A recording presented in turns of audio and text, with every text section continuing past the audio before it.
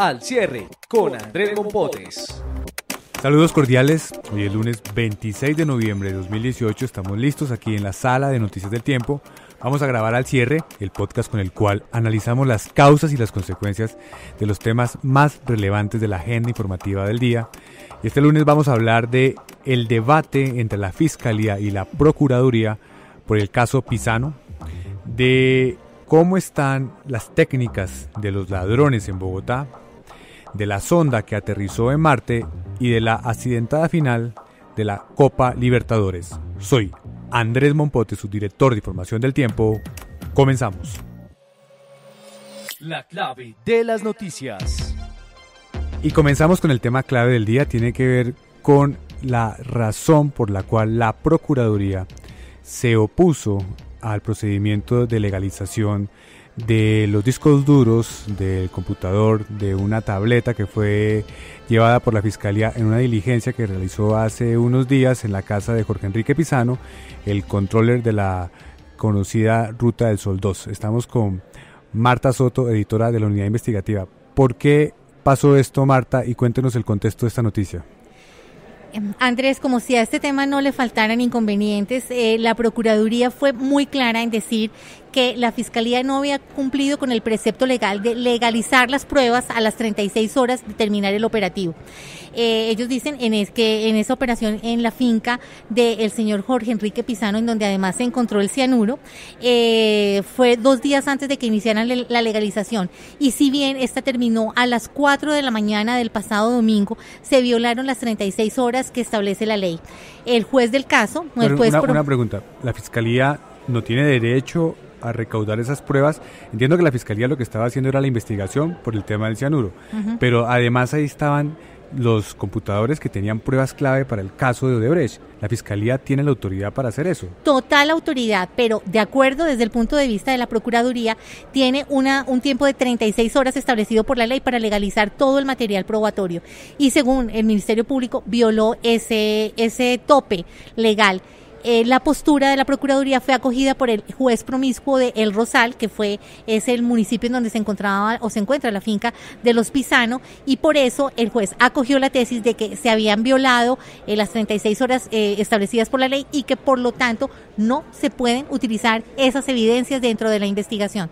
De manera inmediata, la Fiscalía apeló y la Fiscalía dice, mire, un minuto, las 36 horas de tope para legalizar pruebas es para los allanamientos, y esto no fue un allanamiento, fue una inspección voluntaria que contó con el visto bueno de la familia del señor Pisano, que incluso también de manera voluntaria fueron los que entregaron el celular del caballero, el disco duro del computador, un iPhone, y permitieron también que ingresaran a donde estaba el cianuro.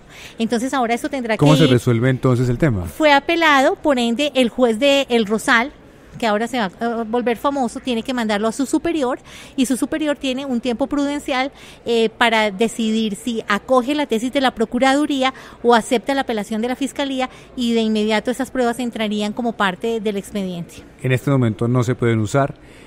La discusión entonces queda en manos del juez, pero viene otra discusión que es una que tiene que ver con lo mismo que se resolvería esta semana cuando la Corte Suprema de Justicia decida si hay o no un fiscal ad hoc, y es si el fiscal puede tener esas pruebas teniendo en cuenta que se trata de una investigación en la cual está siendo mencionado, ya que se supone que en esos computadores están los audios que se están conociendo poco a poco en los medios de comunicación. Mire, no solamente están los audios en donde aparece también las reuniones con el fiscal general, que en esa época era un asesor de Corficolombiana, sino que están también los contactos que tuvo el señor Pisano con periodistas, con miembros del FBI, con agencias extranjeras a las que les iba a dejar supuestamente su legado de denuncias, está todo. Entonces, digamos que eso también es un punto de discusión, si eso lo puede conocer la Fiscalía bajo el mandato de Néstor Humberto Martínez, o si eso tiene que ir a un fiscal ad hoc. Este jueves, como lo anticipó en primicia el diario El Tiempo, la Sala Plena de la Corte Suprema de Justicia va a discutir si en estos casos se le abre la puerta a un fiscal ad hoc que no sea automáticamente el vicefiscal de turno, sino que se escoja de una terna que envíe el presidente de la República. Bueno, entonces estaremos pendientes de la decisión del juez y de la decisión de la Corte Suprema. Marta, muchas gracias. Lo más leído en eltiempo.com.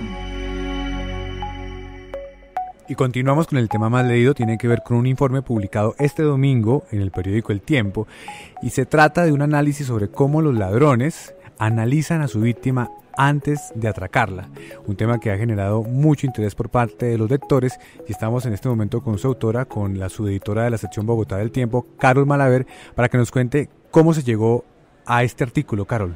Bueno, lo que pasa es que en la sección Bogotá por lo general solemos hacer la historia de los robos, de los atracos, de todos estos casos tan tristes que ocurren a diario en la ciudad, desde el punto de vista obviamente del ciudadano, de la víctima, que por lo general es una persona inocente, o de las autoridades. Entonces queríamos ver como la otra cara del delito, ¿no? Muchas veces las personas que son víctimas de un atraco, incluso de un homicidio en medio de una situación de atraco, se preguntan, pero ¿qué pasa por la cabeza de estas personas que ni siquiera se afligen al hacerle daño a otra persona?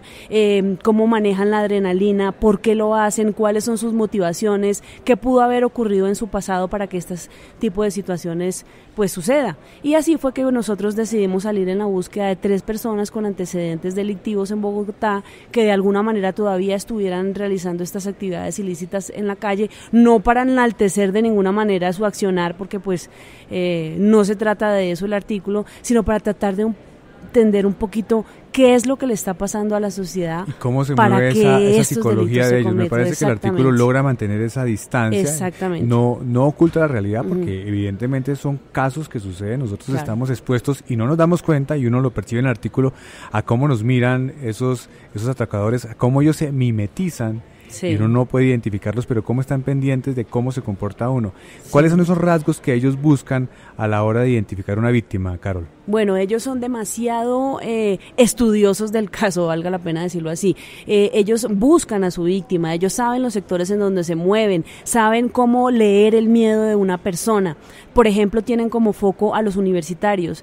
Por alguna razón, ellos sienten un cierto desprecio, especialmente por esta población joven y por quienes están estudiando, ¿no? Ellos tienen de alguna manera un delirio de inferioridad y eso hace que ellos sientan más deseo, digamos, de robar a este tipo de personas.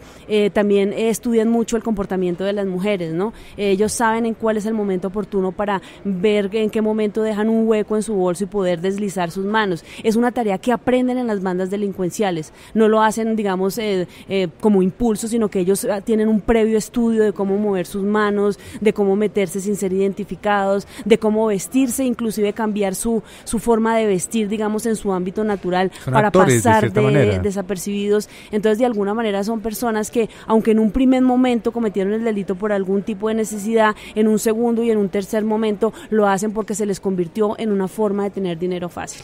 Y eso es lo que los estudiosos, los sociólogos y los psicólogos dicen que el gobierno debe atender para generar políticas públicas y sistemas carcelarios que realmente le den solución al problema.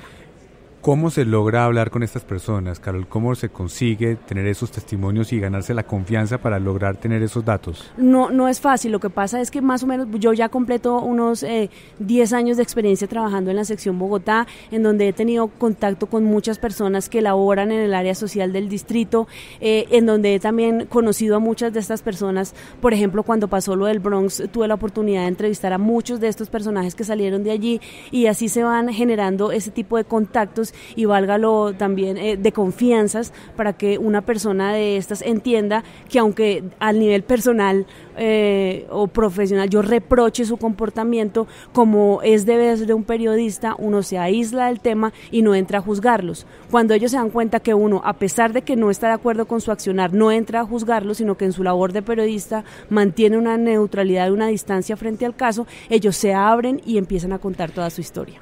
Y en la historia también queda claro algo que es parte del problema. Por más robos que existan, se repiten los casos y es difícil garantizar que estas personas realmente pasen un tiempo largo en la cárcel. El sistema nuestro no está preparado para atender estos casos en este momento. ¿Cómo se puede solucionar esa situación? Es tan nefasto el hecho de que no los organismos que operan la justicia a nivel nacional no entiendan que este es un delito, el atraco callejero es un delito que cada vez deja más muertes en las calles, que deja familias sin padres, que deja... hijos a la deriva, que los expertos en el tema dicen que es necesario que la justicia aborde estos casos de una manera más responsable y realmente se judicializa a las personas que ya tengan antecedentes. E igualmente nefasto es el sistema carcelario, porque quienes son juzgados y entran a una cárcel pues salen peor, no hay procesos de resocialización efectivos y lo que hacen es que se convierten estos centros carcelarios en escuelas del crimen que están replicando o digamos haciendo que estos episodios sean cada vez más frecuentes en la ciudad. Así es, Carol, muchas gracias. También puedes escuchar La Grabadora, un podcast del Tiempo sobre crónicas sonoras. La cifra del día. Y en la cifra del día tenemos una noticia de ciencia. Hoy, por fin, después de casi 7 meses de viaje, y esa es la cifra, aterrizó la sonda InSight en Marte. Estamos en este momento con Natalia Díaz, editora de la sección de Vida en el Tiempo. Natalia, ¿por qué es importante esta noticia? Bueno, hay varios puntos importantes. No es la primera aparato que aterriza en Marte, pero sí uno de los pocos que lo ha logrado después de por lo menos 43 intentos de varias partes del mundo.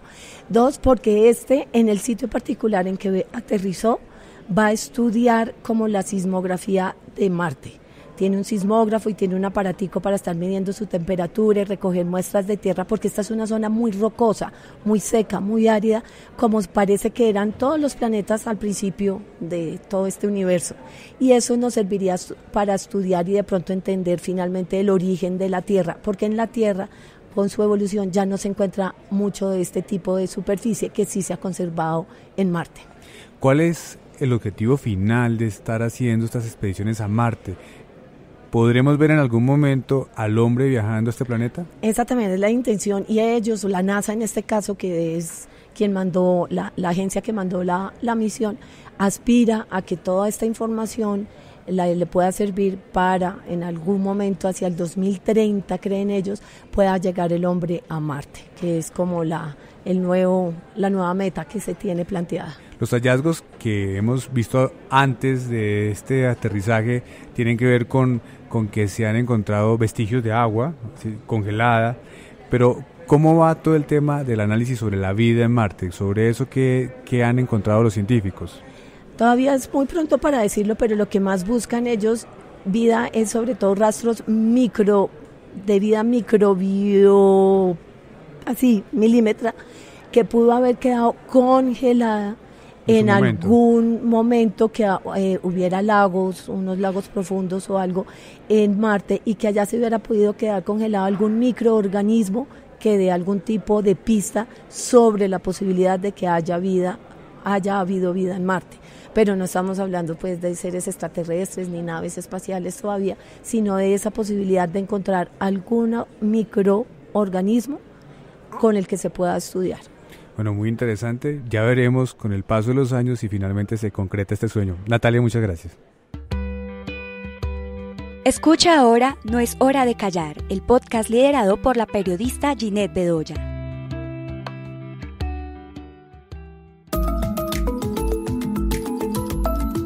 Lo que viene para su información. Y en lo que viene seguimos con el escándalo de la final de la Copa Libertadores de América, luego de los incidentes bochornosos del fin de semana y de la duda sobre lo que va a ocurrir con esta competencia tan importante. Está pendiente una reunión clave en la Conmebol y estamos en este momento con José Orlando Asensio, su editor de Deportes del Tiempo. José Orlando, ¿qué viene en este caso? ¿Qué tal, Andrés? Pues el tema está complicado por muchas cosas. Primero, la reunión mañana, 8 de la mañana, se va a hacer en Asunción. Van a estar presentes los presidentes de Boca Juniors, el señor Daniel Angelici, el presidente de River Plate, Rodolfo Donofrio, y el titular de la Confederación Suramericana de Fútbol, el señor Alejandro Domínguez. ¿En qué va el tema? Van a tratar de... La idea de la Conmebol es que el partido se juegue, que haya final, que se resuelva desde el punto de vista deportivo. Y la idea de River también. Y la idea de River, por supuesto, es esa. Además van con abogados y con argumentación para decir que no solamente se juegue, que además se juegue en su estadio y con público. Hay una teoría que se está manejando. Pero esa no es la idea de Boca. Boca va a ganarse los puntos en el escritorio. La idea de Boca es ir a ganar los puntos en el escritorio con el argumento de la analogía de lo que sucedió en 2015 cuando a ellos les dieron por perdido el partido por un ataque de los hinchas de Boca a jugadores de River saliendo para el segundo tiempo en el túnel del estadio de la Bombonera. Con esas argumentaciones dicen que hay una analogía, que si es el mismo caso, hay una agresión, también fueron de hinchas, está diciendo Boca que ese es el argumento. La Conmebol contraargumenta eso con lo siguiente: hubo unos anillos de seguridad delimitados antes del partido, firmados por ambos clubes y ratificados en el famoso pacto de caballeros que se hizo público cuando se decidió el aplazamiento del partido de vuelta de la final. El ataque al bus de Boca, por lo menos el que se vio en video, fue por fuera de los anillos de seguridad, lo que eximiría de responsabilidad a River Plate como organizador del espectáculo, o como club local en este caso, porque el organizador es la Confederación Suramericana de Fútbol. Pero los jugadores de Boca dicen que después de ese ataque hubo más agresiones al bus en el que lo transportaba, de manera que todo se va a resolver desde el punto de vista de argumentación jurídica para determinar si hay partido o no hay partido. Pero incluso Boca, si mañana incluso el fallo sale en contra de ellos, tiene dos posibilidades: llevarlo a comité de apelación de la Conmebol e incluso llevar el caso al TAS, lo que podría demorar hasta 3 meses. ¿Y qué pasa entonces con la Copa Intercontinental? Ese va a ser el tema, porque si no hay finalista, si no hay representante de América. Si no hay representante de América, no se sabe cuál va a ser la posición de la Conmebol. La Conmebol insiste en que el partido se juegue y además tiene un plazo por el tema del Mundial de Clubes, que comienza el 14 de diciembre y el 18 para el equipo suramericano que clasifique. Tienen que resolver el tema antes del 8 de diciembre, que están hablando que sería la fecha tentativa en la que se jugaría la final. Se dice que se podría jugar el partido en Asunción, en el Estadio Defensores del Chaco, e incluso apareció hoy un ofrecimiento bastante curioso de la ciudad de Génova, en Italia. ¿Por qué Génova? La mayoría de los inmigrantes que fundaron ambos clubes y que llegaron muchos al barrio de La Boca venían de esa ciudad, de Génova. Entonces ellos están ofreciendo el Estadio Luigi Ferraris de Génova para jugar allí la final de la Copa Libertadores, y que un homenaje a los inmigrantes que fundaron ambos clubes, tanto Boca como River. Bueno, muy interesante. José Orlando, muchas gracias. Nos despedimos, los invitamos a que nos acompañen mañana aquí al finalizar la tarde en eltiempo.com, pero sin antes invitarlos a que nos escuchen también en las plataformas de Deezer, Spotify y iTunes. Muchas gracias.